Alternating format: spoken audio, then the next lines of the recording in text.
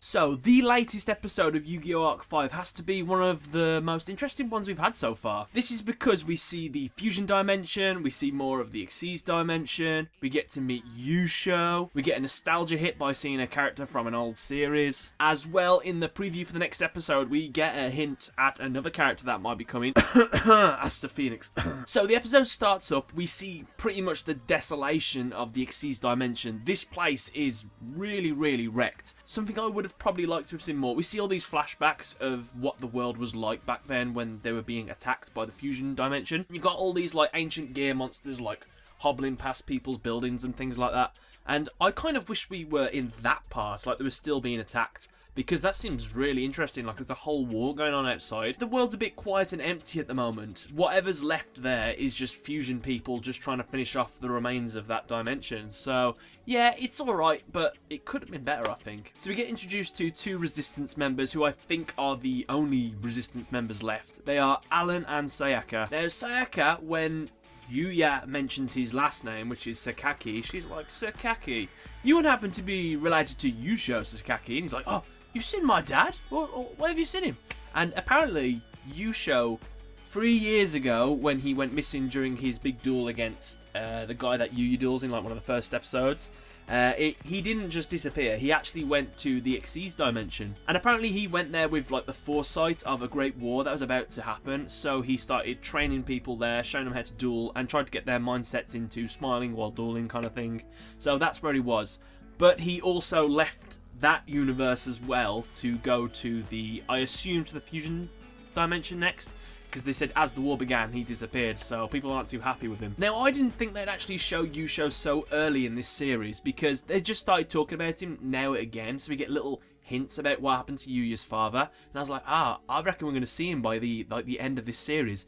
End of the episode, what do we see? Oh, there's Yusho just chilling in a chair. No way. It was a bit of a dick move though to just end the episode there. He sort of looks up, smiles, and the episode ends there. I was like, God damn it. Something I didn't quite 100% grasp. Yuya is asking about Kite. So he says, what happened to Kite? Why is he so angry at the moment? And the girl says that his family was taken by the fusion users. And Yuya says, oh, were they turned into cards? And the camera like pans behind the girl and no one says anything. Did that imply that his family was turned into cards? Or did that imply that his family was even worse, they were killed? Because I wasn't too sure, I didn't really go with that. So if you know, or you have a hint of which one it could be, just let me know below. But where is Yuzu in all this dilemma?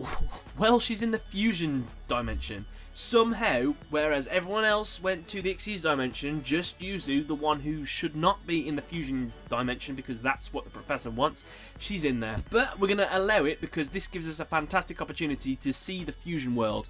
This world is much more peaceful. It kind of looks like a Venice style, small houses, kind of rural kind of place. And we see that children are basically indoctrinated at a young age. They go off onto this ship. They're told that we're going to go to this place, we're going to learn how to duel to be awesome, when in actual fact they're being trained to be soldiers. And when they see Yuzu, 14 years old, not in school, they're like, you shouldn't be out here. We see this woman on this gondola, and later she comes to help Yuzu. She reveals herself to be Alexis Rhodes, or Asuka Tenjuin, as some may know her. And it was absolutely awesome to see her because after Yu-Gi-Oh! Yu-Gi-Oh! GX was probably my favourite series personally. Even though I think Yu-Gi-Oh! 5Ds is much better written, I think that Yu-Gi-Oh! GX, for me, I enjoyed it the most. So seeing Alexis was awesome, especially when the first card she summons is Etoile Cyber. I was like, oh, brilliant. And we see a couple of her other cards, and I thought she was going to use polymerization. She doesn't. She's actually a ritual user, which we hadn't seen in the series yet, and when she does the whole ritual, the animation looks fantastic. Like, it's really well animated, like the cards come together.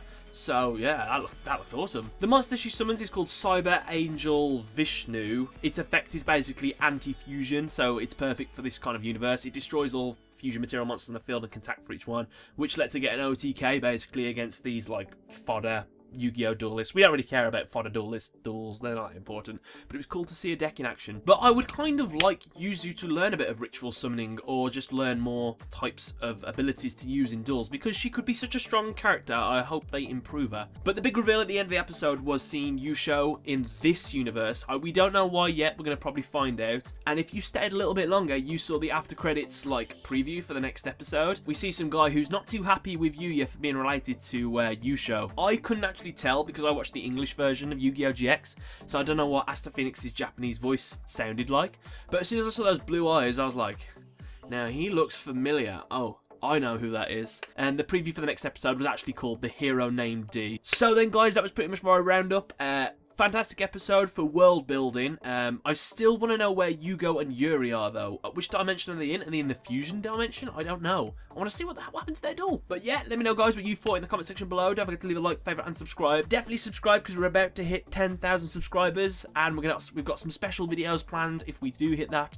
But other than that, I want to say thanks a lot for watching, and catch you later. Right then, guys, so recently I subscribed to Loot Crate. Specifically, I subscribed to Loot Anime. They specialise in sending Loot Anime related stuff, and I thought that I'd do an unboxing for you guys and show you the kind of stuff I got. Unfortunately, I'm in the future, so I've already opened it all, so I know what I get. This is what the box looks like after you've turned it inside out. It's kind of like a treasure chest, which we're going to see a treasure chest worth of stuff inside. Also, I'm wearing, spoiler, a t-shirt. You'll see more of that later. So I hope you enjoyed the video. Here we go. Right then, here we go. Welcome to the unboxing. First things first, let's get through this protective layer, which